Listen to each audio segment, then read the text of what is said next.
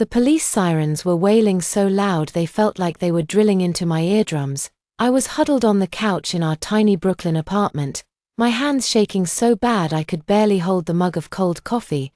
Jake was pacing back and forth in front of the window, his expensive leather jacket thrown over the armchair. Funny, that jacket was one of the first things he bought with the investor money that now had 2 detectives waiting outside. "Mia, baby, look at me."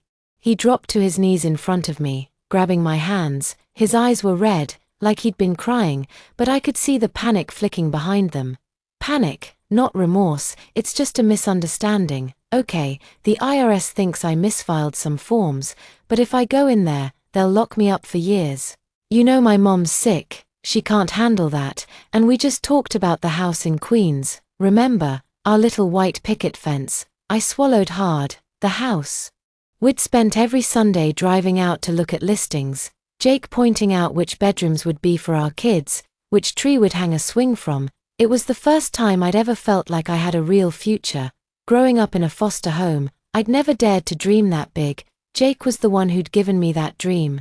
He was the first guy who'd remembered my birthday, who'd held me when I had nightmares about my past, who'd told me I was worth more than all the gold in Manhattan. But, why me?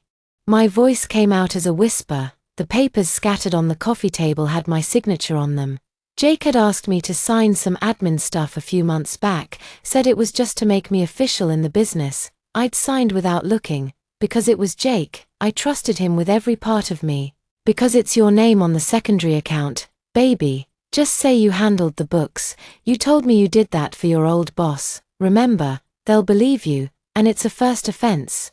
So you'll get probation, maybe 6 months max. I'll bail you out the second I can, and then we'll get married. I'll buy you that ring you saw at Tiffany's, the one with the sapphire. Promise. He leaned in, pressing his lips to my forehead, and I could smell his cologne, woodsy, familiar.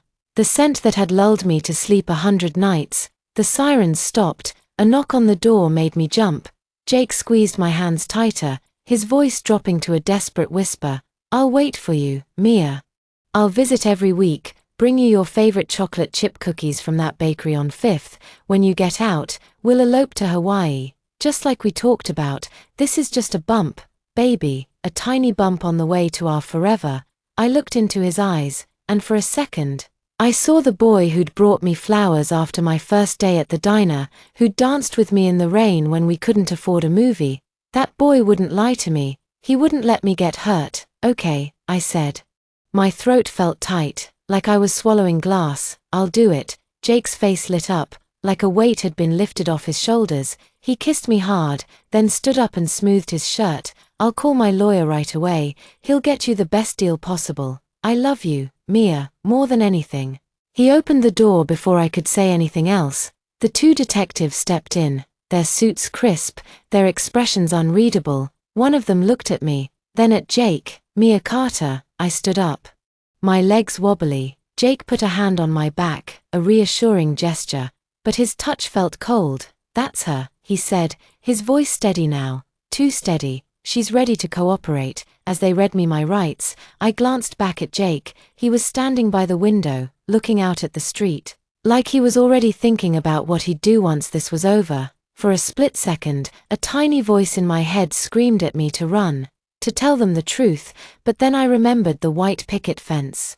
The Tiffany ring, the promise of forever. They cuffed me gently, and as they led me out of the apartment, I turned to look at Jake one last time. He mouthed "I love you" and blew me a kiss. I smiled through the tears, clinging to that moment like a lifeline. 6 months, I told myself, just 6 months. And then we'd be together. I didn't see the way he closed the door the second we turned the corner, or the way he pulled out his phone and dialed a number, his voice light as a feather when he said, "Hey, you free tonight? Let's go to that new rooftop bar downtown." I didn't see any of that. All I saw was our future, shining bright, just on the other side of a jail cell. The metal door clanged shut behind me, and suddenly the Brooklyn apartment felt like a lifetime ago. The air in Rikers was thick with the smell of bleach and something sour, like old sweat and regret. A guard in a crisp uniform gestured for me to follow, his boots thudding against the concrete floor. "Carter, Mia. Cell 317, Keep your head down, don't make waves, and you'll get through this. His voice was flat, like he'd said the same thing 1,000 times before. My cell was smaller than our old bathroom. There was a bunk bed bolted to the wall, a tiny metal desk, and a toilet that didn't have a lid. The walls were covered in faint graffiti, mostly names and dates scratched into the paint. A woman was lying on the top bunk, her back to me, smoking a cigarette even though I could see the no smoking sign taped to the door. She didn't even glance up when I walked in.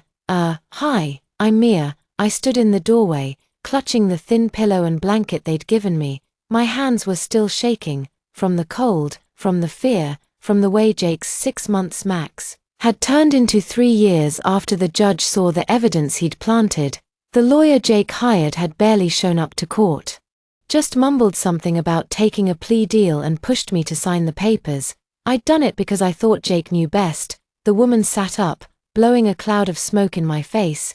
She had a scar that ran from her eyebrow to her jaw, and her dark hair was pulled back in a tight ponytail that made her face look sharp. Linda, this is my cell, bottom bunk's yours. Don't touch my stuff, don't talk to me unless I talk to you, and don't cry, I hate criers. She took another drag, her eyes scanning me like I was a bug she might step on. That first week was hell. The wake-up call blared at 5 a.m., and we had to line up for roll call before breakfast. The food was grey and mushy, oatmeal that tasted like cardboard, eggs that were probably powdered, milk that had a weird film on top. I ate as little as possible, my stomach turning every time I looked at it. During work detail, we sorted through old clothes to donate, folding them until our fingers ached.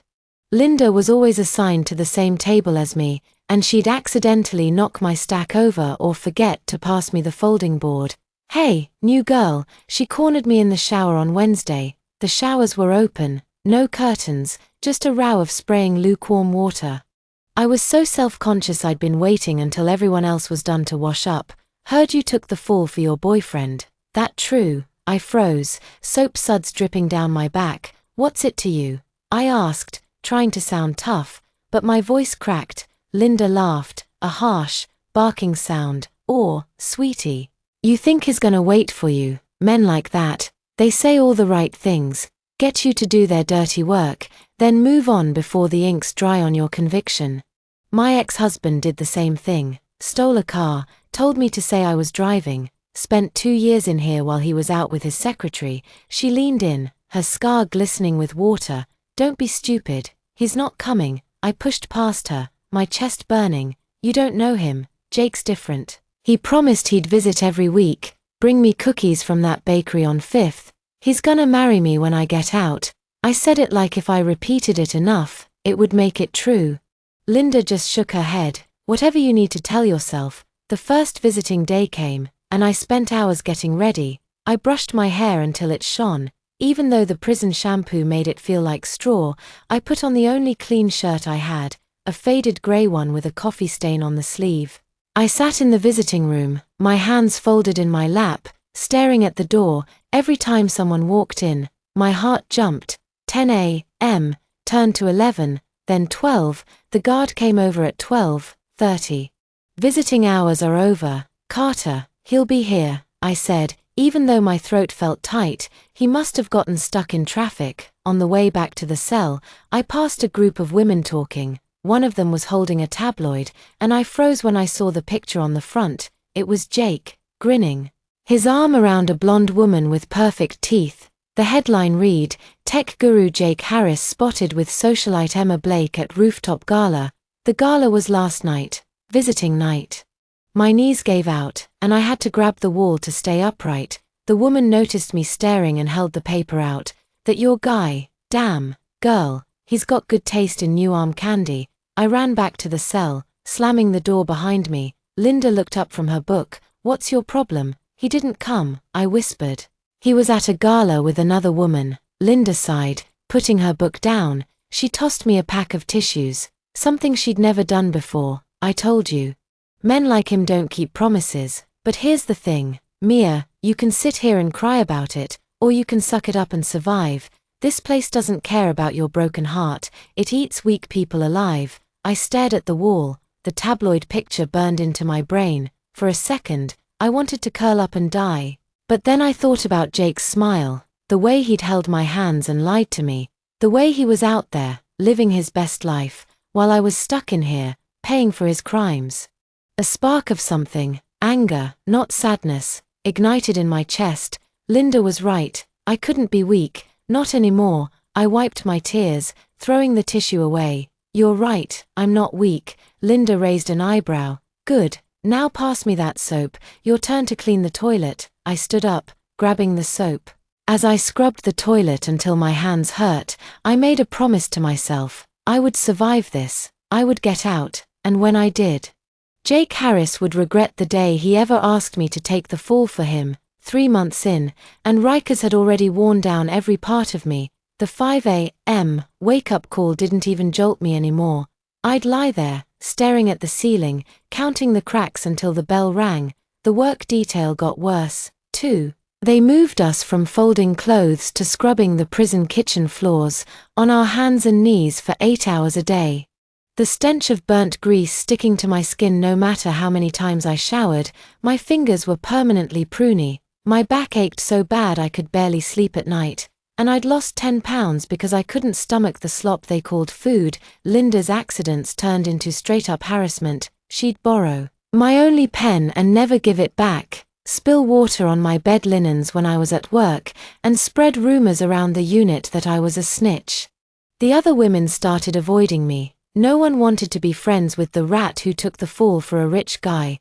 I ate alone, showered alone, and spent my free time huddled in the corner of the rec room, pretending to read a tattered copy of Gone with the Wind just so no one would talk to me. "Hey, Carter." She yelled my name as I was carrying a stack of dirty trays back to the kitchen one afternoon. I froze, knowing what was coming, before I could turn around.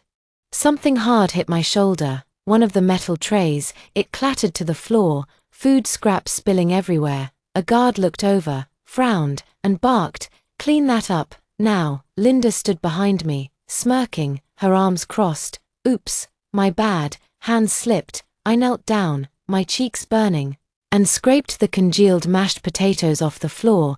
The guard hovered over me, tapping his foot. "You've got 2 minutes, or it's solitary." When I finally got back to the cell that night, I collapsed onto my bunk, too tired to even cry. Linda was lying on her top bunk, filing her nails with a piece of broken glass she'd snuck in.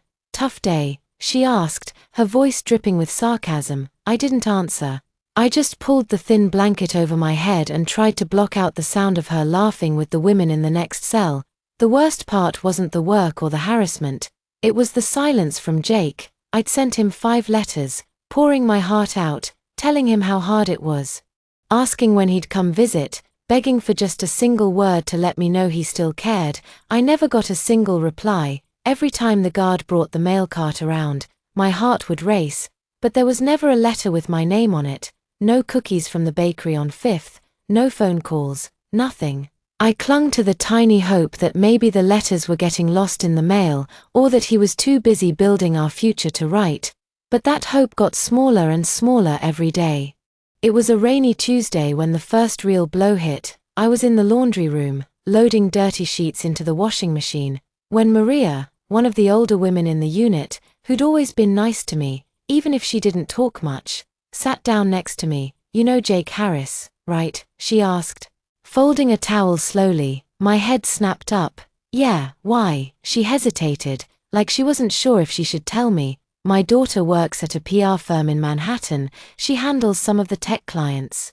Said Jake's company just got a huge investment, like 7 figures. He's all over the business magazines now, self-made tech genius. They're calling him." My throat went dry. "Oh, that's good," I said, even though my chest felt like it was being crushed. 7 figures. He was out there, making millions. While I was scrubbing floors for pennies a day, Maria looked at me, her eyes soft. "There's more." My daughter said he's engaged to Emma Blake, the socialite he was with at that gala. They're having a big engagement party next month, at the Plaza Hotel. Engaged. The word hit me like a punch to the gut. I stumbled back, tripping over a basket of laundry. The washing machine beeped loudly, but I didn't hear it. Engaged. He'd promised to marry me when I got out.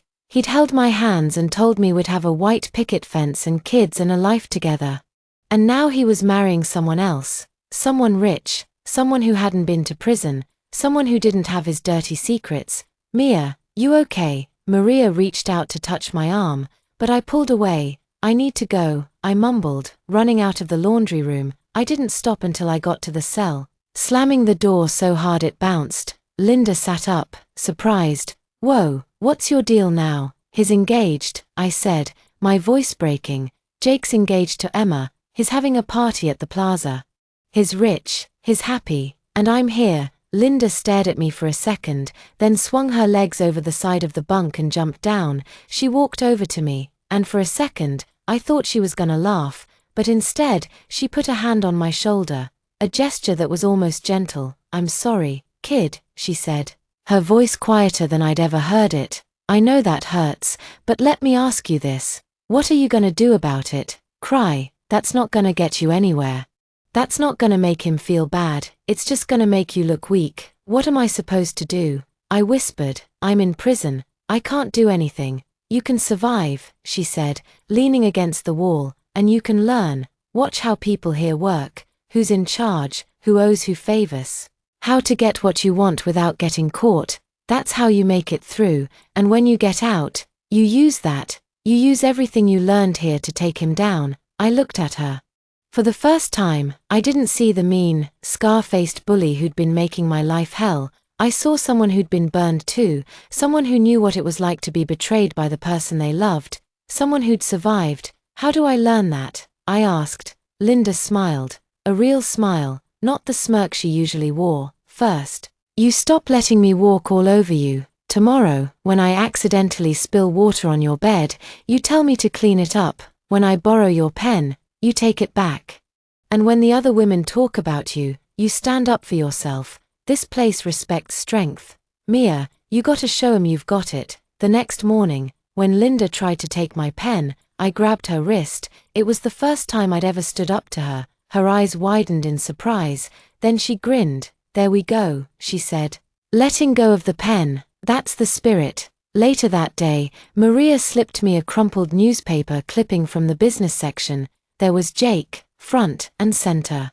His arm around Emma, her engagement ring sparkling so bright it almost hurt to look at. The caption read, Harris and Blake, a match made in tech heaven. I stared at the picture for a long time, then folded it up and put it in my pillowcase. It wasn't a reminder of love anymore. It was a reminder of why I needed to keep fighting, why I needed to survive. That night, as I lay in bed, listening to Linda snore above me, I made a new promise. I wasn't just gonna get out and make Jake regret it. I was gonna make him pay for every night I spent in this cell, every scrap of food I couldn't eat, every tear I'd shed. I was gonna take everything from him. His money, his fame, his perfect little life with Emma, and when I did, he'd know exactly who put him there. After standing up to Linda that morning, things shifted, slowly, but definitely. She stopped her petty harassment, no more stolen pens, no more spilled water, and started treating me like a person. We'd eat breakfast together now, and during work detail, she'd even pass me an extra slice of bread from her tray when the guards weren't looking. She still had that sharp edge, that scar that made her look intimidating, but she'd started sharing bits of her story with me, how her ex-husband had framed her, how she'd learned to fight to survive, and in return, I told her about Jake, about the promises he'd made, about the white picket fence we'd dreamed of. Dreams are for suckers, she'd say. But there was no malice in her voice. You wanna survive, you gotta focus on reality. And reality is, that guy's never gonna look back at you. I knew she was right, but part of me, stupid, naive part, still held on to that tiny flicker of hope. Maybe Maria had been wrong, maybe the engagement was a rumor. Maybe Jake was just waiting until things settled down before he contacted me. I kept telling myself that, even as the days turned into weeks, and the weeks turned into months. It was 6 months into my sentence when the first letter from Jake finally came. I was in the rec room, flipping through a tattered magazine, when the guard called my name, Carter, mail. My heart skipped a beat. I practically ran to the cart, my hands shaking as I took the envelope. It was a plain white envelope. No return address, But I recognized Jake's handwriting immediately. Neat, slanted, the same handwriting that had been on the love letters he'd sent me when we first started dating. I ran back to the cell, slamming the door shut. Linda looked up from her book. "What's got you all hyped up?" "It's from Jake," I said, tearing the envelope open. "He wrote me. He hasn't forgotten." Linda raised an eyebrow, but didn't say anything. I pulled the letter out. It was just a single sheet of paper, typed, not handwritten. My smile faded a little, but I told myself he was just busy. I started reading, and my blood ran cold. "Mia, I'm writing to ask you to stop sending me letters. They're interfering with my work and my personal life. I understand you're going through a hard time, but I need you to respect my boundaries. What happened between us is in the past. I've moved on, and I think you should too. I paid your bail when you first got arrested, and I hired a lawyer for you.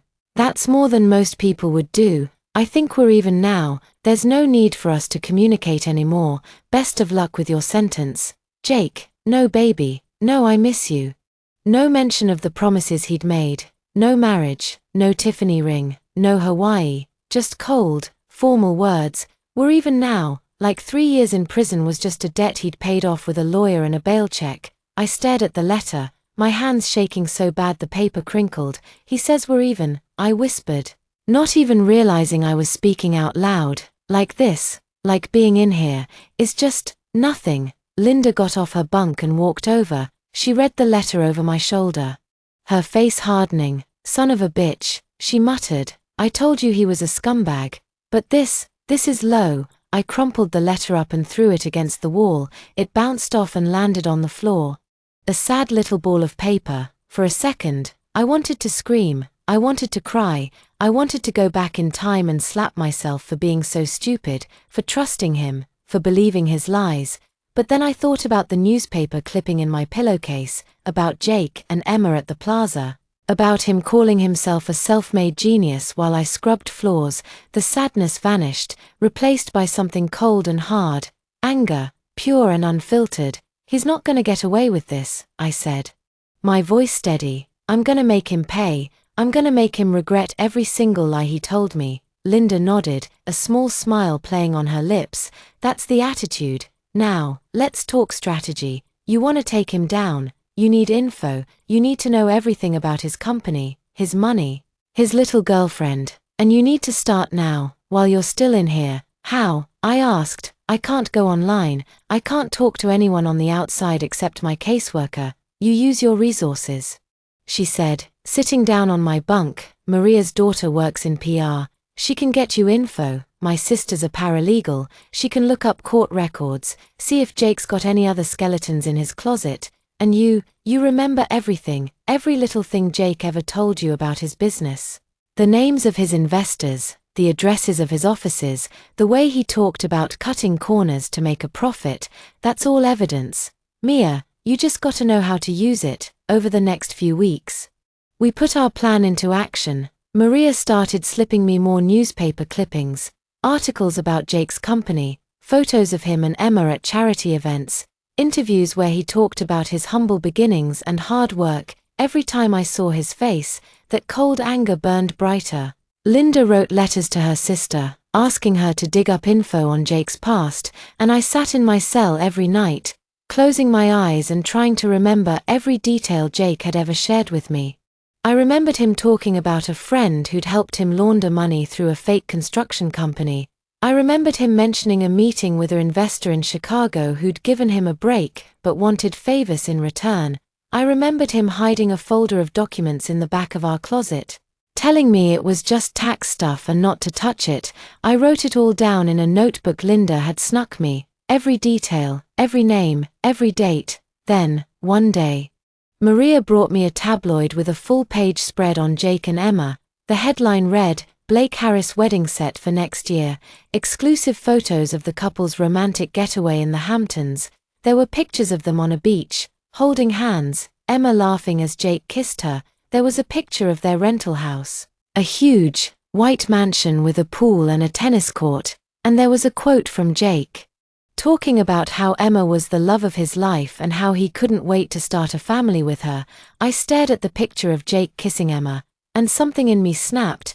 That was the same kiss he'd given me the day I was arrested, the same smile, the same lies. I tore the page out of the tabloid and taped it to the wall above my bunk, right next to the business section clipping. That's the target, I told Linda, pointing at the picture. Everything he loves, everything he's built. I'm gonna take it all, Linda nodded. Good, now, let's talk about how to get you out early. Good behavior, programs, you gotta check all the boxes. The sooner you're out, the sooner you can start fighting. I started volunteering for every program the prison offered. AA meetings, even though I didn't drink. Anger management classes, a literacy program where I helped other inmates learn to read. I showed up early for work detail, stayed late, and never complained. The guards started calling me model inmate. Linda teased me about it, but I could see she was proud. One night, as we lay in our bunks, listening to the sounds of the prison around us, Linda spoke up. You know, when I first met you, I thought you were gonna be another girl who cried herself to sleep every night and got walked all over, but you're tough, Mia, tougher than you think. I smiled, even though she couldn't see me. Thanks, I learned from the best. Damn right you did, she said. Laughing, now go to sleep. You gotta be up early for that literacy class. And remember, every day you're here is a day closer to making that bastard pay. I closed my eyes, staring at the pictures on the wall. Jake and Emma, smiling, happy, living the life that should have been mine. But soon, I told myself, soon, it would all be over. And when it was, Jake Harris would know exactly what it felt like to lose everything. The prison library smelled like dust and old paper. But it became my sanctuary. Every Wednesday and Friday, during our 2-hour recreation period, I'd sneak in there instead of hanging out in the rec room with the other women. The librarian, Mrs. Henderson, a grey-haired woman with a permanent scowl who'd worked here for 20 years, let me stay as long as I didn't make trouble. She even started saving me copies of the Wall Street Journal and New York Times business sections, saying, "Figured you'd wanna keep up with the world out there, Carter." I never told her why I was so obsessed with tech startups and finance articles. I just thanked her and hid the clippings in my notebook. Linda called it homework. You can't take down a guy like Jake if you don't know how he thinks, she'd say, passing me a candy bar she'd traded a pack of cigarettes for. He's a businessman. Greedy, arrogant, thinks he's untouchable. You gotta learn his game to beat him. So I read every article about his company, Harris Tech. Memorizing the names of his top executives, his investors, his clients, I made notes in the margins of my notebook. CEO, Mark Davis. Worked with Jake since college. Investor, Robert Chen. Chicago-based, linked to real estate scams in 2018. Client, Green Wave Pharma. Under investigation for Medicaid fraud last year. Every piece of info felt like a brick in the wall I was building to take him down. But learning the game wasn't enough. I needed to learn how to survive in it, both in prison and out. Linda became my teacher. She taught me how to read people. Watch the guards' hands. If they're on their belts, they're about to snap. Watch the other women's eyes. If they're avoiding yours, they're planning something. She taught me how to negotiate. Never accept the first offer. If someone asks for your extra soup, ask for their toothpaste in return. Everything's a trade here. And she taught me how to fight, just in case. Punch first, punch hard, aim for the nose or the solar plexus. You don't want to kill anyone, just make him think twice about messing with you. Would practice in the shower stall late at night, her holding my wrists and showing me how to twist out of a grip, me throwing fake punches at her shoulder until my arms ached. The other women started to notice the change in me. I didn't flinch when someone bumped into me in the hallway. I didn't let anyone steal my tray at lunch. When a new inmate tried to demand my notebook, thinking it was just a diary, I told her to back off in a voice so cold she stepped away. Linda watched from across the room, grinning like a proud parent. "You're finally getting it," she said later, as we folded laundry in silence. "Weakness is a target, strength is a shield, but strength alone wasn't gonna get me the evidence I needed. I needed real proof. Papers, records, something that would hold up in court. That's where Linda's sister, Sarah, came in. Every few weeks, Linda would get a letter from her, and she'd pass it to me after dark. the words scribbled in tiny handwriting between the lines of a harmless chat about their mom's garden. Found old court docs. Jake was sued in 2017 for embezzlement, settled out of court. One note read, fake construction company, Brooklyn Builders, registered to a P.O. box in Queens. Owner listed as John Doe but phone number traces to Jake's old cell. Another said, Robert Chen, Jake's Chicago investor, was convicted of money laundering in 2019. Jake testified against him. No, pleaded the fifth. Interesting, I wrote every word down in my notebook. Hiding it under my mattress between two floorboards. Linda had shown me how to pry up. It became my most prized possession, more important than the tattered photo of my foster mom I kept in my wallet. More important than the candy bars Linda traded for me. That notebook was my weapon. Then, one day, Maria brought me a bombshell. She slipped a folded piece of paper into my hand during breakfast, nodding toward the guard to make sure he wasn't looking. My daughter got this from her intern at Harris Tech, she whispered. Said it's a copy of her expense report Jake filed last year. Look at the dates. I unfolded it under the table, my heart racing. It was a printed expense report from Harris Tech.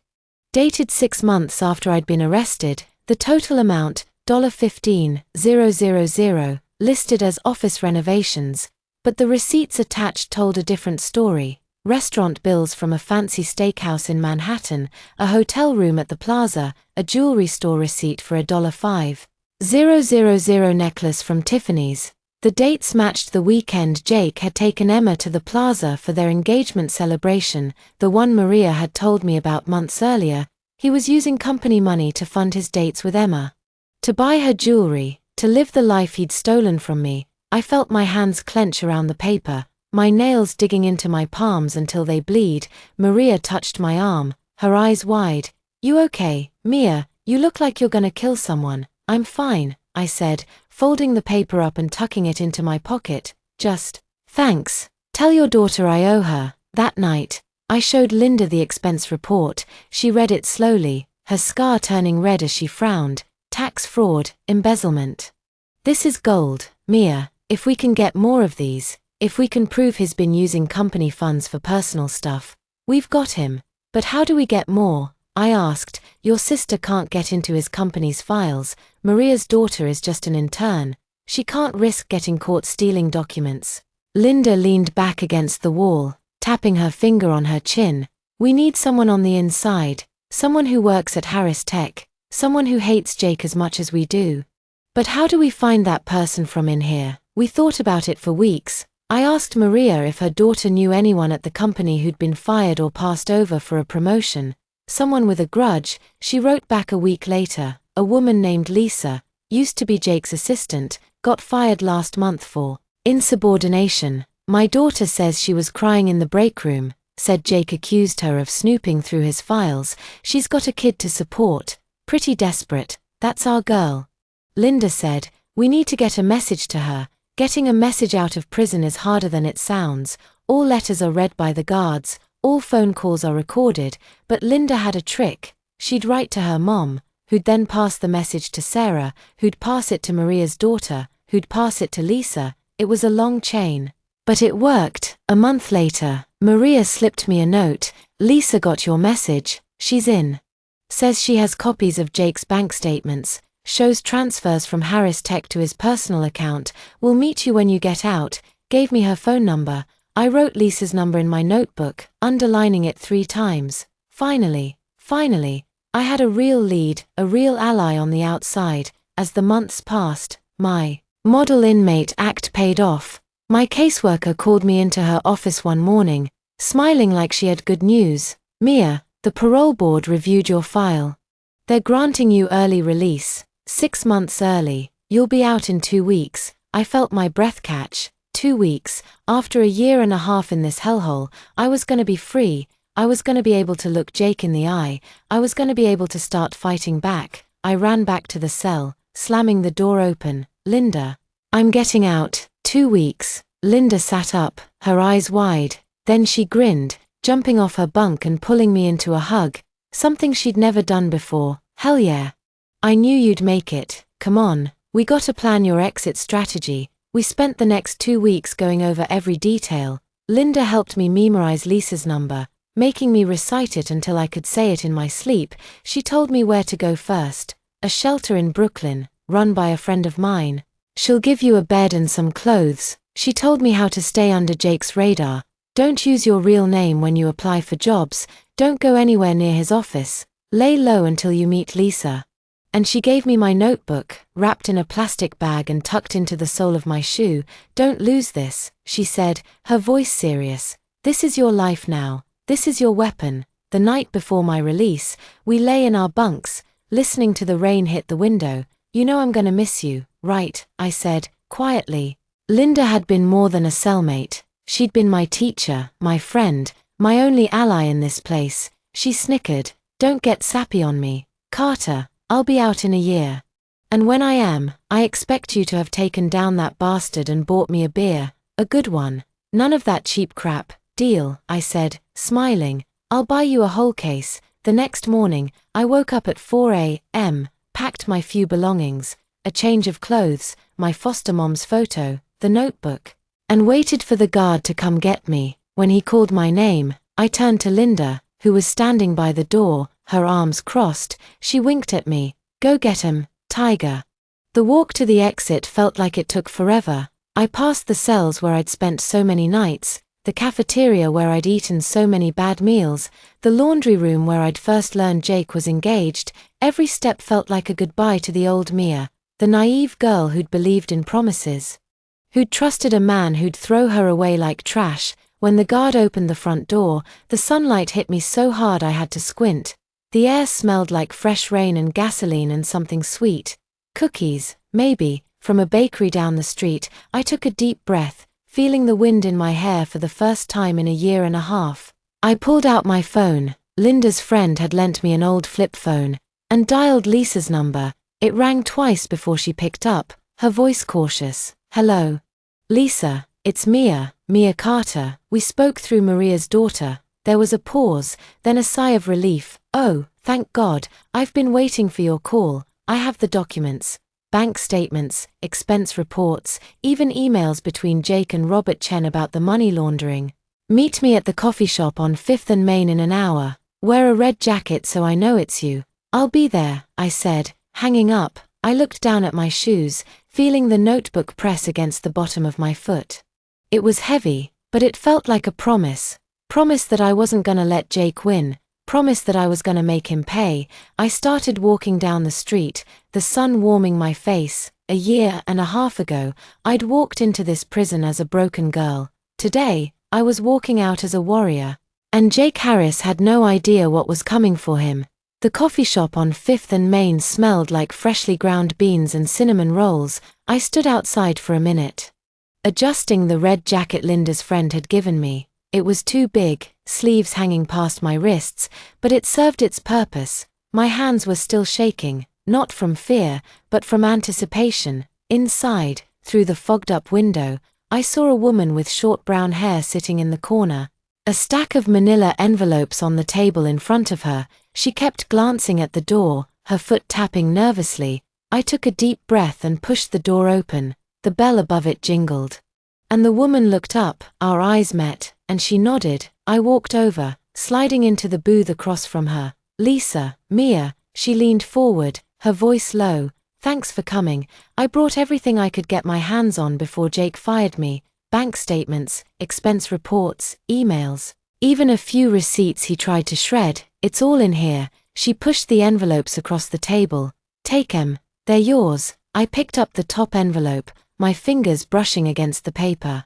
It felt like holding a bomb, one that was gonna blow Jake's perfect life to pieces.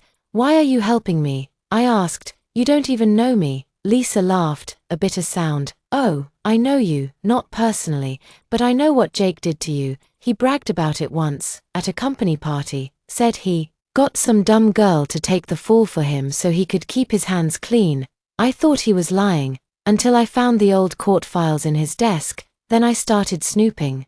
I couldn't believe he'd do that to someone, to anyone. She leaned back, crossing her arms. And then there's Emma. He treats her like a trophy, but I've seen him flirting with his secretary. He's a liar. Mia, a selfish, arrogant liar, and I want him to pay just as bad as you do." I nodded.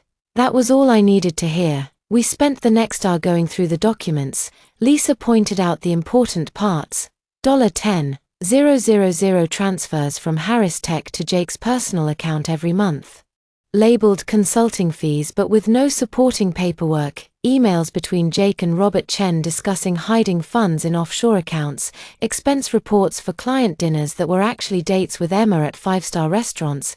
It was all there, proof of tax fraud, embezzlement, money laundering, more than enough to get him investigated, maybe even arrested, but it's not enough to take him down for good, Lisa said, sipping her coffee. Jake's got connections, he knows judges, politicians, people who can make this go away. We need something bigger, something he can't cover up. Like what? I asked. Like the original crime, the one you took the fall for. If we can prove he framed you, if we can get him to admit it, or find someone who saw him plant the evidence, then even his connections can't save him. She paused. I heard he still has the folder of documents he used to frame you. He kept it in his safe at the office, said it was insurance. My heart skipped a beat.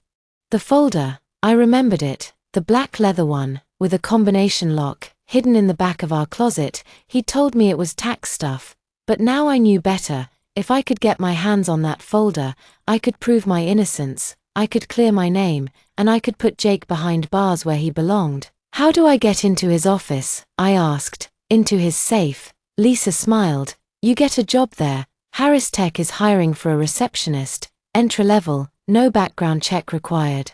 Since it's just answering phones and filing, I still have a friend in HR. She can get you an interview. Use a fake name, fake resume. Keep your head down, learn the layout, and find a way to get into that safe. It was risky. If Jake recognized me, it was over. But it was the only way. I'll do it, I said.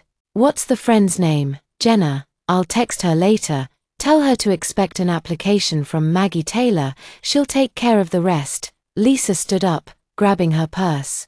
I have to go. My son's daycare closes in 30 minutes, but if you need anything at all, call me. This number is untraceable. She wrote a phone number on a napkin and slid it to me. Good luck, Mia, and be careful. Jake's not just greedy, he's dangerous. He'll do anything to protect his empire.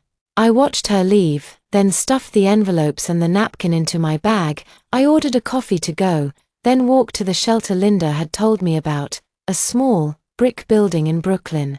With a sign that read Hope House above the door, a woman with curly gray hair opened the door, smiling. You must be Mia, Linda called. Come on in, I've got a bed for you, and some clothes that might fit better than that jacket. Her name was Margaret, and she'd been friends with Linda since they were kids.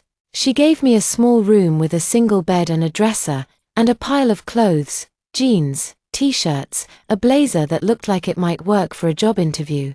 Linda told me what you're planning, she said, handing me a glass of water. Be careful, I've seen what men like Jake do when they're cornered.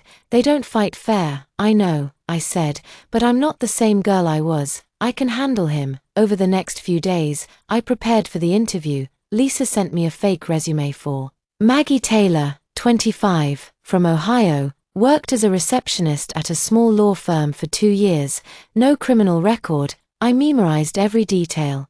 Practiced my Ohio accent in the mirror. Linda had taught me how to change my voice slightly, to sound less like a New Yorker, and studied Harris Tech's website until I could recite the company's mission statement in my sleep. The interview was on Friday morning. Harris Tech's office was in a sleek, glass building in Manhattan, 15 floors, with a doorman and a lobby that looked like a museum. I walked in, my heart pounding, and told the receptionist I was there for the Maggie Taylor interview. She led me to a small conference room, where Jenna, Lisa's friend, was waiting. She was young, maybe 28, with a pixie cut and a nose ring. She smiled when she saw me, a knowing look in her eyes. So you're Lisa's friend? She told me you're reliable. I am, I said.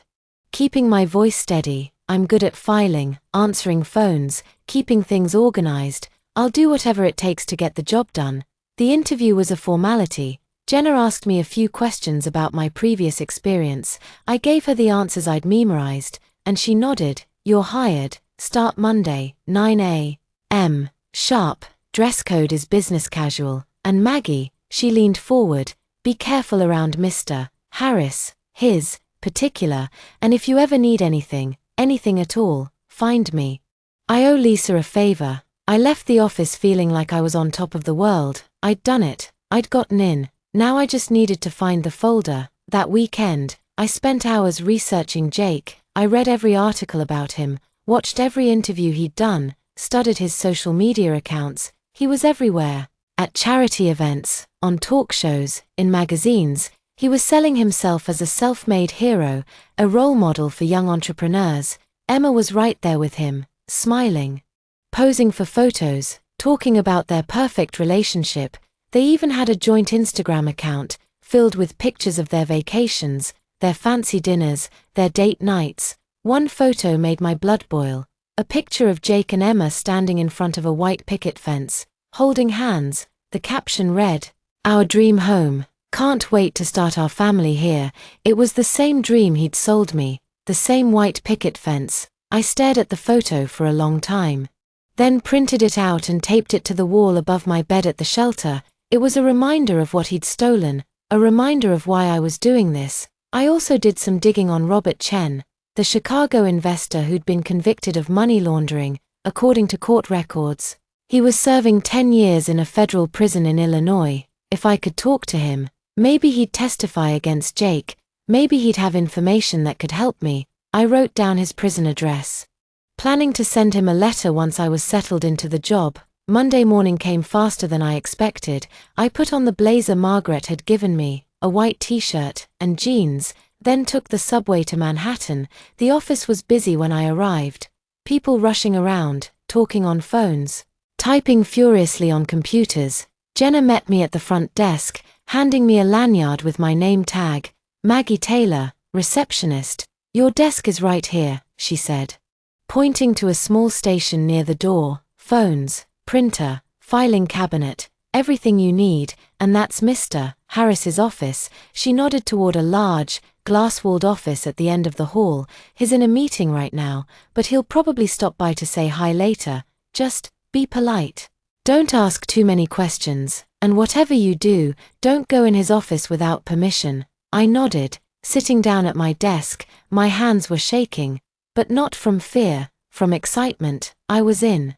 I was right under Jake's nose, and he had no idea. The morning passed quickly. I answered phones, filed paperwork, made copies. No sign of Jake. Then, around 1 p.m., the glass door to his office opened. He walked out, wearing a tailored suit, a Rolex on his wrist, his hair gelled perfectly.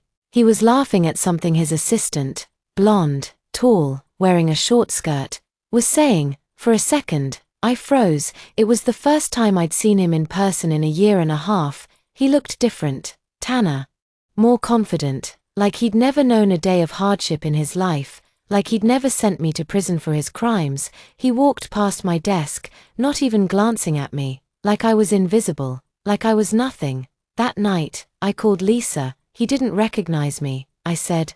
He walked right past my desk like I was a piece of furniture. "Good," she said, "that's exactly what we want. Now, did you see the safe? It's behind his desk, in the corner, black leather, combination lock." I never saw him open it, but I heard him tell Mark, his CEO, that the combination is his birthday, 061789. I wrote the number down, June 17th, 1989. His birthday, of course it was. He was so arrogant. He'd use his own birthday as the combination. "I need a way to get into his office after hours," I said. "The building locks at 7 p.m., and the security guard checks the floors every hour. Jenna can help with that," Lisa said. "She has a key to the back entrance. She can leave it under the mat for you on Thursday night." Jake always leaves early on Thursdays for his golf game with the investors. The security guard takes a smoke break at 8 p.m. That's your window. It was a plan, a risky one, but a plan. "I'll do it," I said. That night, I lay in bed at the shelter, staring at the photo of Jake and Emma on the wall. I thought about the folder in his safe, about the evidence I needed to clear my name. I thought about Linda, in her cell, waiting for me to take him down. I thought about the old Mia, the one who'd believed in promises, who'd trusted Jake with her life. She was gone, dead and buried in Rikers. I closed my eyes, repeating the combination to myself, 061789, 061789, 061789. On Thursday night, I'd get that folder, I'd get my evidence, and then, finally, I'd make Jake Harris pay. The next morning, I walked into Harris Tech with my head held high. I smiled at the receptionist, chatted with Jenna, and answered the phones like I'd been doing it for years. When Jake walked past my desk, I didn't freeze, I didn't even look at him, I just kept typing, like he was nothing more than a stranger, because that's what he was, a stranger who'd ruined my life, and soon, he'd be a stranger behind bars. Thursday night couldn't come fast enough. The first 3 days at Harris Tech blurred together, answering phones, filing stacks of paperwork that seemed to multiply overnight, and sneaking glances at Jake's glass office whenever I could. He barely acknowledged my existence, except for one time when he barked, "Get me a coffee, black, no sugar." As he walked past my desk, I'd handed it to him with a tight smile, my fingers itching to spill it on his expensive suit. He'd taken it without a thank you, not even glancing at my face. Jenna slipped me a note on Wednesday afternoon. Key under back mat, 8 p.m. sharp. Security guard's name is Ray, smokes menthols. Takes 10 minutes tops, good luck. I folded it and tucked it into my bra, where no one would find it. That night, I laid out my plan again and again in my head. Leave the shelter at 7:30, take the subway to Manhattan, slip in through the back entrance, get to Jake's office. Open the safe, grab the folder, and get out before Ray came back from his smoke break. Simple. But simple plans had a way of going wrong, especially when Jake was involved. Thursday evening arrived, and my hands were sweating through my gloves as I walked up to the back of the Harris Tech building. The alley was dark, lit only by a single flickering streetlight. I knelt down, feeling around under the welcome mat until my fingers touched something cold and metal. The key. My heart raced as I unlocked the door and slipped inside. The building was quiet. The only sound the hum of the air conditioning and the distant ticking of a clock in the lobby. I took the stairs to the 15th floor, my shoes making soft thuds against the carpet. When I reached the top, I peeked around the corner. The office was dark, except for a small nightlight by the copy machine. Jake's office was at the end of the hall, its glass walls reflecting the faint light. I walked forward slowly, my breath catching in my throat when I saw the door was slightly ajar. Had I forgotten to close it? No. Jenna said she'd left it unlocked but closed. Someone had been here. I pushed the door open gently, my hand hovering over the pepper spray Linda had given me, a going-away present she'd snuck into my bag. The office was empty, but the desk lamp was on, casting a warm glow over the room. There, in the corner behind the desk, was the safe, black leather, just like Lisa had described. I walked over to it, my hands shaking, and knelt down. I took a deep breath, then turned the dial, 0-6-178-9. There was a soft click, it opened, my heart soared. Inside, there was a stack of envelopes, a Rolex watch, and, there it was, the folder, black leather. Just like I remembered, I grabbed it, flipping it open quickly to make sure it was the right one. There they were, the forged documents with my signature, the emails proving Jake had planned the whole thing. Even a handwritten note where he'd outlined exactly how he'd frame me. I stuffed the folder into my bag, closed the safe, and stood up, just as the door to the office slammed shut. Well, look who's here. I froze. That voice, I'd know it anywhere. Deep, smooth, and dripping with arrogance. I turned around, and there he was, Jake, leaning against the door, his arms crossed, a smirk on his face. Emma stood beside him, her red dress clinging to her curves. Her nose wrinkled like she smelled something bad.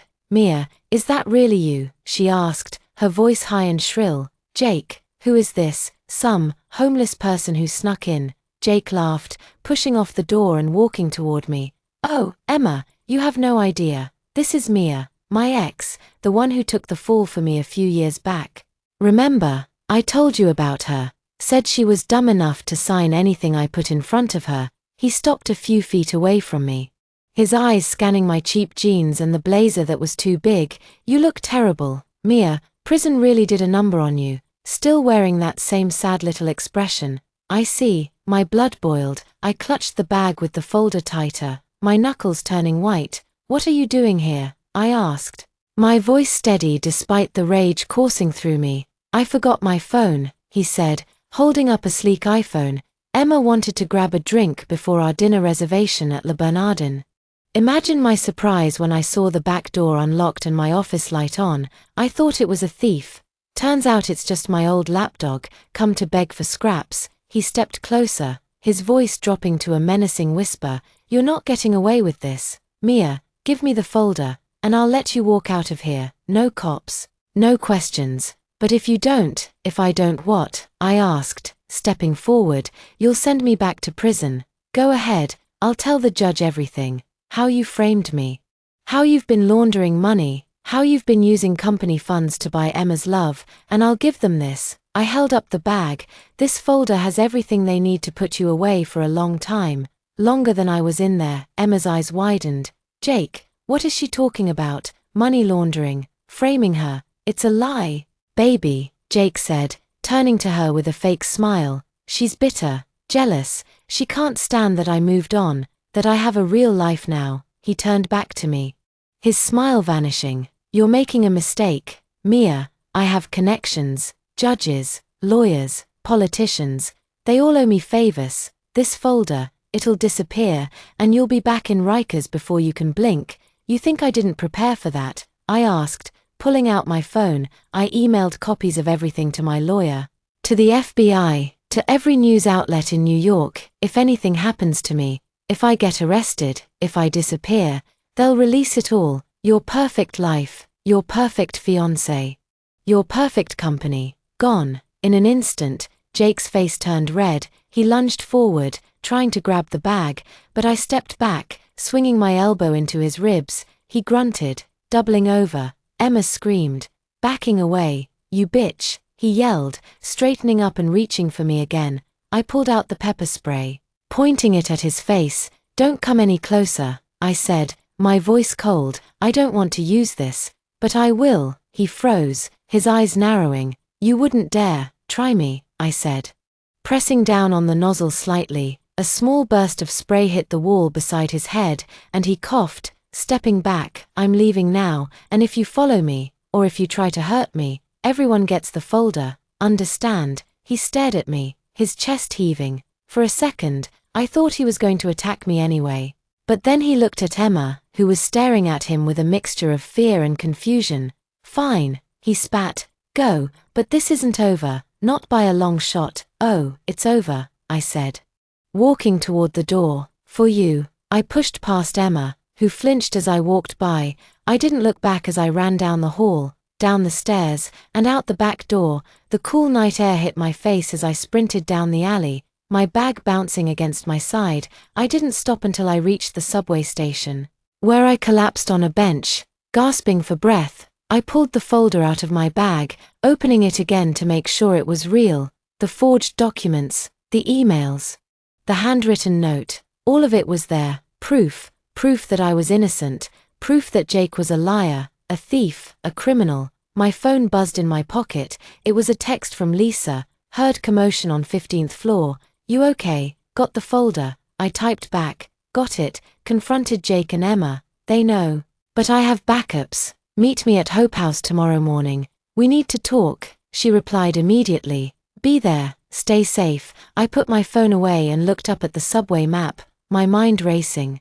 Jake knew I had the folder now. He'd come after me. He'd try to stop me. But I wasn't scared, not anymore. I had the evidence. I had Lisa. I had Linda, cheering me on from prison.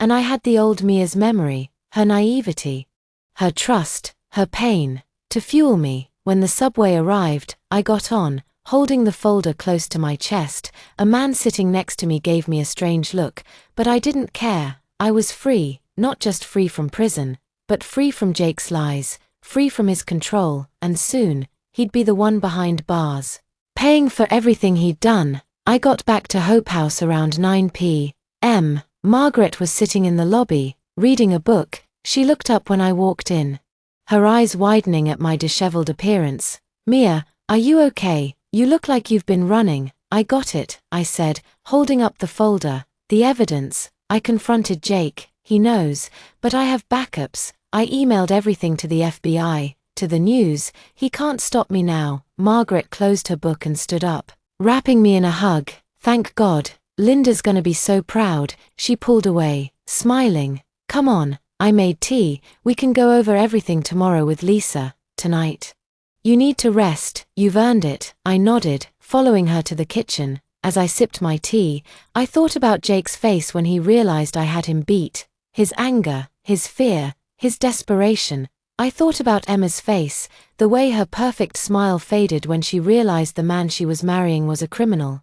I thought about Linda, and how I'd buy her that case of beer as soon as she got out. I thought about the old Mia, and how I'd finally be able to tell her that it was all worth it. That night, I lay in bed, the folder under my pillow. I didn't sleep much, too excited, too anxious.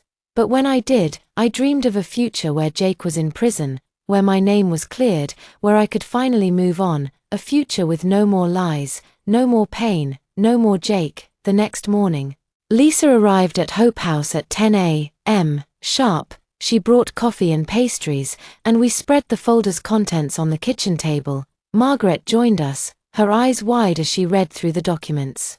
"This is solid," Lisa said, sipping her coffee. "The FBI will have to investigate, and if we give this to the New York Times, they'll run with it. Jake's reputation will be ruined before he can blink. But we need to be careful," Margaret said. "Jake's not gonna go down without a fight. He'll try to discredit you, Mia, call you a liar, a scorned ex-girlfriend. We need to have a plan for that." "We do," I said, pulling out my phone. "I have a meeting with an FBI agent next week. Lisa's gonna come with me, as a witness, and I've been in touch with a reporter at the Times. She's agreed to run the story as soon as the investigation starts. Jake can try to discredit me all he wants, but he can't deny the evidence, not this time." Lisa nodded. "And I'll reach out to my old contacts at Harris Tech. There are a lot of people who hate Jake, people he's fired, people he's screwed over. They'll be willing to testify against him. We'll build a case so strong. Even his connections can't save him." I looked at the folder, at the documents that would finally set me free. For a year and a half, I'd dreamed of this moment, of Jake getting what he deserved. Now that it was here, I didn't feel angry anymore. I felt calm, I felt peaceful. Because I knew that no matter what happened next, I'd won, I'd survived, I'd outsmarted him, and I'd taken back my life. That afternoon, I called Linda. The prison allowed collect calls. And I waited anxiously as the phone rang. When her voice came over the line, rough and familiar, I smiled. "I got it," I said. "The folder, the evidence. Jake knows. He tried to stop me, but I got away." There was a pause, then Linda laughed. A loud, genuine laugh. "Hell yeah, I knew you could do it. So what's next? Are we gonna watch that bastard go down?" "We are," I said. "The FBI, the news, the courts, they're all gonna hear about what he did, and when he's in prison. I'm gonna bring you that case of beer, promise." "You better," she said, her voice softening. "Be careful, Mia, he's gonna fight hard." "I will," I said, "but I'm not alone. I have Lisa, I have Margaret, I have you, and I have the truth. That's all I need." I hung up the phone, feeling lighter than I had in years. Jake Harris was going down, and when he did, the world would know exactly who he was. A liar, a thief, a criminal, and they'd know exactly who I was, a survivor. The week after the safe heist felt like walking a tightrope. I quit the receptionist job at Harris Tech first thing Monday morning. Called Jenna, said Maggie had a family emergency and couldn't come back. She didn't ask questions, just said, "Be safe." Before hanging up, I knew Jake would have the building searched, would interrogate every employee about the intruder. But with Maggie gone and no one knowing my real connection to him, there was no way to trace it back to me, not yet.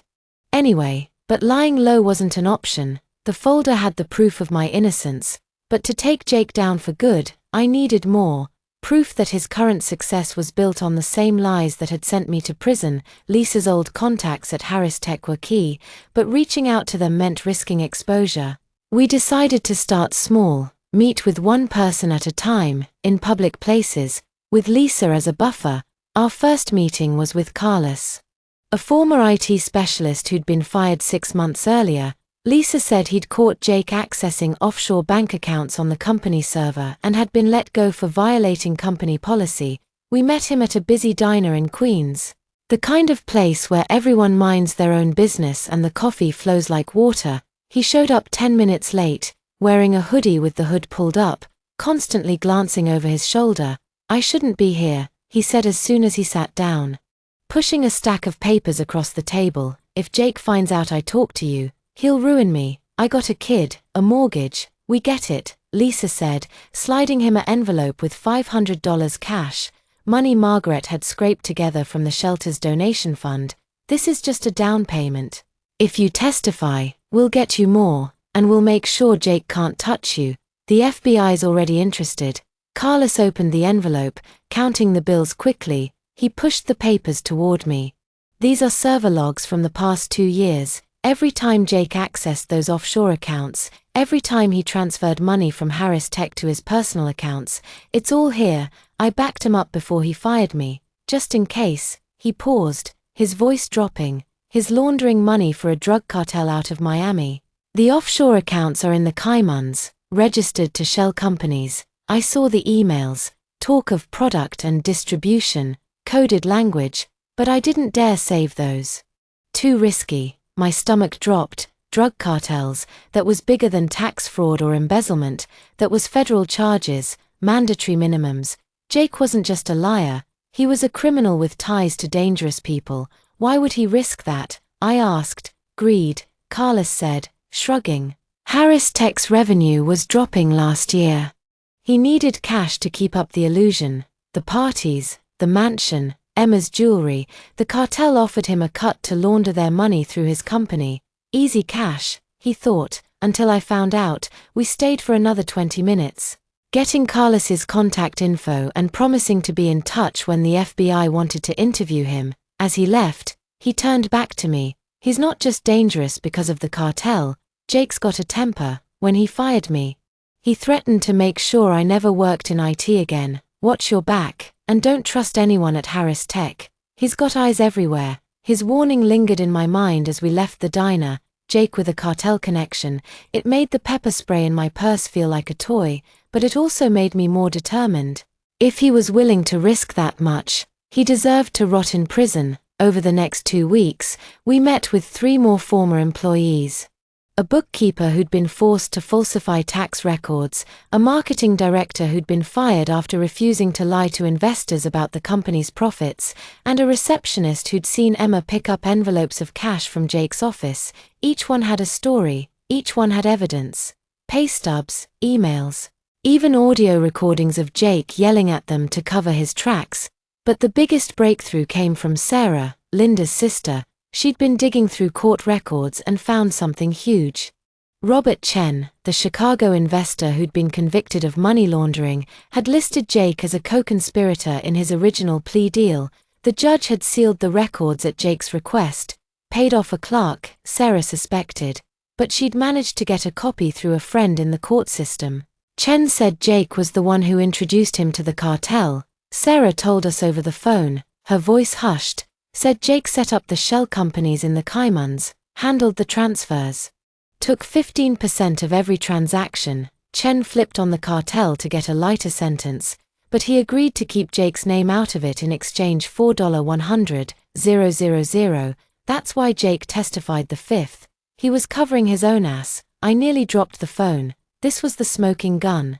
Chen's testimony would tie Jake directly to the cartel, to the money laundering, to everything. But there was a catch. Chen was in a federal prison in Illinois, and getting him to testify against Jake would mean convincing him to break his deal, which would mean more time added to his sentence. "We have to talk to him," I said, "in person." Lisa frowned when I told her, "That's crazy. Prison visits are monitored. Jake could have someone watching. It's the only way," I said. "Chen hates Jake. He took the fall for him. Got 10 years while Jake's out here living like a king. If we offer him a deal, tell the FBI he cooperated. Get his sentence reduced." He'll talk, I know it. Margaret agreed to watch the shelter while we were gone. Lisa used her savings to buy us bus tickets to Illinois. Flying was too risky. Jake could track airline records. We left at dawn on a Tuesday, carrying nothing but the folder, the server logs, and Chen's prison address. The bus ride was 12 hours, and I spent every minute going over what I'd say to him, practicing my pitch until Lisa told me to chill out before you drive us both crazy. The federal prison in Pekin, Illinois, was a gray, concrete fortress surrounded by barbed wire fences. We waited in the visiting room for an hour, the air thick with the smell of disinfectant and nervous sweat. When Chen finally walked in, I barely recognized him from his mugshot. He was thinner, his hair gray at the temples, wearing a faded orange jumpsuit, but his eyes, cold, calculating, were the same. He sat down across from us, the glass separating us. A guard stood in the corner, watching. I don't know why I agreed to this, he said, his voice hoarse from years of smoking. Your sister's letters said you had something about Jake Harris. Spit it out. I slid the copy of his plea deal under the glass. I know you listed Jake as a co-conspirator. I know he paid you $100,000 to keep quiet. I also know the cartel put a hit on you. Lisa's sister found the prison logs. They think you're gonna flip on them. You're not safe here. Chen's eyes widened. He glanced at the guard. Then back at me. How do you know that? I have connections, I said, leaning forward, and I have a deal. Testify against Jake. Tell the FBI everything about the cartel, the shell companies, the money laundering, and I'll get the prosecutor to reduce your sentence. You could be out in 5 years instead of 10. And we'll get you into witness protection. The cartel can't touch you there. He laughed, a bitter sound. And why would I trust you, a stranger who shows up out of nowhere, promising me freedom? Because I hate Jake as much as you do, I said. He framed me for his crimes, sent me to prison for 3 years while he got rich. I want him to pay, and you're the only one who can make that happen. Think about it. 5 years vs. 10, safety vs. looking over your shoulder every day. It's a no-brainer. Chen stared at me for a long time, his fingers tapping on the glass. I could see the wheels turning. Fear, anger, hope. Finally, he nodded. I want it in writing, he said. A promise from the prosecutor that my sentence gets reduced. No tricks. You'll get it, I said. Lisa's sister is a paralegal. She'll draft the agreement, get it to the prosecutor first thing tomorrow. He leaned back, crossing his arms. Jake's got a meeting with the cartel next Friday, at his vacation house in the Hamptons. They're gonna discuss expanding the operation to New York. He thinks it's a secret, but I set up a wiretap on his phone before I went down. The recordings are on a USB drive, hidden in the lining of my old leather jacket, at my ex-wife's house in Chicago. Tell her to look for the brown jacket with the torn sleeve. My heart raced. A wiretap, recordings of Jake with the cartel. That was enough to put him away for life. We'll get it, I said. The guard came over, tapping his watch. Visiting time's up. Chen stood up, pausing at the door. If you screw me over, he said, I'll take you down with me. Understand? I understand, I said. On the bus ride back to New York, I called Sarah, telling her to get the agreement to the prosecutor and to send someone to Chen's ex-wife's house for the USB drive. Lisa slept most of the way, but when she woke up, she looked at me and said, We're really gonna do this, aren't we? Take him down. Yeah, I said, looking out the window at the passing fields. We are. When we got back to Hope House, Margaret had good news. The FBI agent I'd scheduled to meet with had called, saying he wanted to see us first thing the next morning. He sounded excited, she said, handing me a cup of tea. Said the documents you emailed him were very interesting. That night, I laid out all the evidence on the kitchen table, the folder from the safe, Carlos's server logs, the former employees' statements, Chen's plea deal, the emails from Lisa's contacts. It was a mountain of proof, enough to bury Jake 10 times over, but I couldn't shake the feeling that something was off. Like Jake was already a step ahead. I was right. At 2 a.m., I woke up to the sound of breaking glass. I grabbed the pepper spray from my nightstand. Creeping to the window, 2 men in black hoodies were rummaging through my car, the beat-up Toyota Margaret had lent me. I froze, watching as one of them pulled something out of the trunk and held it up. The folder. They'd found it. I ran to Lisa's room, shaking her awake. "They're here, Jake's men. They have the folder." Lisa jumped up, grabbing her phone to call 911. But before she could hit dial, the front door slammed open. Footsteps thundered down the hall. Margaret yelled from the living room. Then there was a crash. "Stay here," I said, pushing Lisa into the closet. "Lock the door. Don't come out until I say so." I ran into the living room, pepper spray in hand. Margaret was on the floor, a cut on her forehead. One of the hooded men was standing over her, while the other was stuffing the folder into a duffel bag. "Where's the rest of it?" the first man yelled, grabbing my arm. "The server logs, the emails. Where are they?" I swung the pepper spray into his face. He screamed, letting go of me. The second man lunged, but I ducked, grabbing a lamp from the table and hitting him over the head. He crumpled to the floor. The first man, blinded by the spray, stumbled toward the door. I kicked him in the ribs, sending him falling down the steps. "Call an ambulance," I yelled to Lisa, who'd come out of the closet. I knelt down next to Margaret, who was conscious but bleeding. "Are you okay?" "I'm fine," she said, wincing. "Just a scratch." "Did they take the folder?" I looked at the duffel bag on the floor.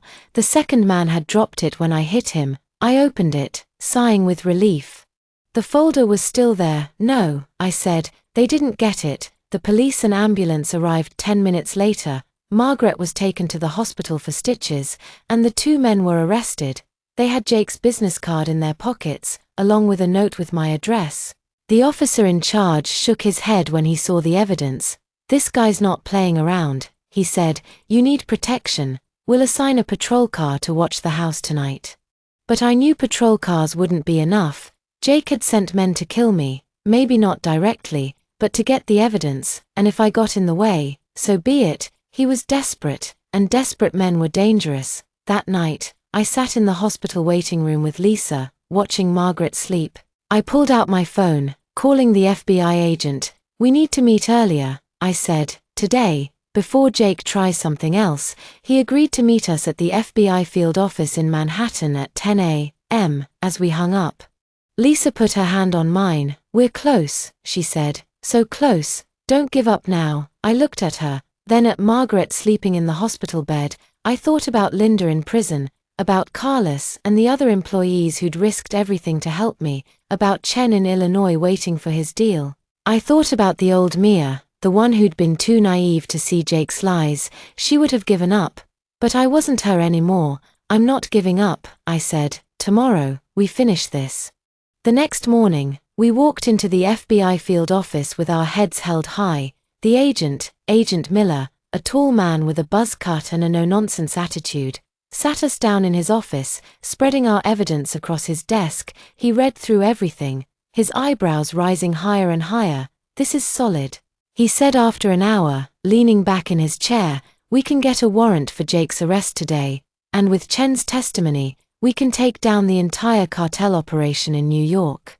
"You girls did good." I felt a weight lift off my shoulders. Finally, after all this time, it was over. Jake was going down, but Agent Miller held up a hand. "One thing, though, we need to catch him red-handed. The meeting with the cartel in the Hamptons. We'll stake it out, arrest him there, that way. There's no way he can weasel out of it." "When is it?" I asked. "Friday night. We'll need you to help us set it up. Tell us the layout of the house, any security measures he might have." I nodded. I knew the Hamptons house.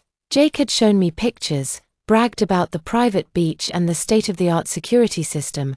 I told Agent Miller everything I knew, the number of bedrooms, the location of the security cameras, the fact that Jake kept a gun in his nightstand drawer. As we left the field office, the sun was shining. Lisa bought me a coffee, and we sat on a bench in Central Park, watching people walk by. "Can you believe it?" she said. "In 2 days, Jake will be in custody. Your name will be cleared." I smiled, taking a sip of coffee. "I can't," I said, "but I'm gonna try." That night, I called Linda again. I told her about the FBI, about Chen, about the plan to arrest Jake at the Hamptons house. She laughed so hard she snorted. "I wish I could be there to see his face," she said. "The look on his face when the cops put the cuffs on him. Priceless." "I'll take pictures," I said, Or better yet, I'll bring you a newspaper with his mugshot on the front page. Deal?" she said. "And Mia, I'm proud of you, not just for taking him down, but for not letting him break you. You're stronger than you ever were." I hung up the phone, tears in my eyes. Stronger. For the first time in years, I believed it. I wasn't the broken girl who'd walked into Rikers. I was Mia, survivor, fighter, and soon free. 2 days later, we waited in the FBI surveillance van outside Jake's Hampton's house. It was dark, the only light coming from the moon and the glow of the house's windows. Agent Miller was on the radio, coordinating with the other agents hidden in the bushes. "They're inside," he said, "all 5 of them. Jake, the cartel leaders, his bodyguard." My heart was racing. I pressed my face against the window, watching as the front door opened. Jake stepped outside, talking on his phone. A smile on his face, he looked happy, relaxed, like he had no idea his perfect life was about to come crashing down. "Go time," Agent Miller said, grabbing his gun. "Let's take him." The agents swarmed the house, yelling "FBI, freeze." As they kicked down the door, there was a commotion, yelling, glass breaking, a gunshot. I held my breath, gripping Lisa's hand. Then, 5 minutes later, the front door opened again. The agents walked out, pushing Jake in front of them. His suit was torn, his hair messy, his face white as a sheet. He looked up, and our eyes met. For a second, he didn't recognize me. Then, when he did, his face twisted into a snarl. "You," he said. Spit flying from his mouth. "This is your fault. You'll pay for this." An agent pushed his head down, shoving him into a patrol car. The door slammed shut, and the car drove away. I watched it until it disappeared around the corner, then let out a breath I didn't know I was holding. It was over. Jake was gone, and I was free. The next morning, Jake's face was on every newspaper in New York. "Tech tycoon arrested in cartel money laundering bust," screamed the New York Post headline. His mugshot. Hair askew, eyes wild, staring out from the front page. The Times ran a longer piece, detailing everything: the frame-up, the offshore accounts, the cartel connection. Even the handwritten note from the folder that proved he'd planned my imprisonment. I bought a stack of papers and took them to the hospital, where Margaret was sitting up in bed, sipping juice. "Look at him," she said, pointing at Jake's mugshot. "Serves him right. I told you you'd win." Lisa arrived an hour later, carrying a bouquet of sunflowers. "The prosecutor called," she said, handing me a coffee. "Chen's testimony was airtight. The cartel leaders are singing like canaries. 2. They're giving up everyone to get lighter sentences. Jake's looking at 25 to life. No parole." I took a sip of coffee, the warmth spreading through my chest. 25 to life. It was more than I'd dared to hope for. "What about Emma?" I asked. She'd been noticeably absent from the arrest. Jake had probably sent her away to his Manhattan apartment to keep her clean. "She's in shock," Lisa said, sitting down next to Margaret. Her family issued a statement saying she had no idea about Jake's crimes. The prosecutor's not pressing charges against her. There's no evidence she knew anything, but her reputation's ruined, the wedding's off, and half the social scene stopped taking her calls. Turns out being engaged to a cartel associate isn't great for your status. I didn't feel sorry for her, not after seeing her stand next to Jake while he mocked me in his office. Not after seeing the photos of her wearing jewelry bought with laundered money. She'd chosen the illusion of wealth over decency, and now she was paying for it. A week later, the judge officially dismissed all charges against me. The hearing was short. Agent Miller testified. Carlos showed up with the server logs. Chen's plea deal was entered into evidence. When the judge said, "Case dismissed, Ms. Carter," I felt a weight I didn't know I was carrying lift off my shoulders. I walked out of the courtroom to find Lisa, Margaret, and even Jenna, who'd risked her job to get me the receptionist gig, waiting for me with balloons and a cake that said "free at last." But the best part came 2 days later, when I visited Linda. Rikers hadn't changed much. Still grey, still loud, still reeking of disinfectant. But when Linda walked into the visiting room, she looked like a different person. Her scars still stood out, but her eyes were bright, and she was smiling, really smiling.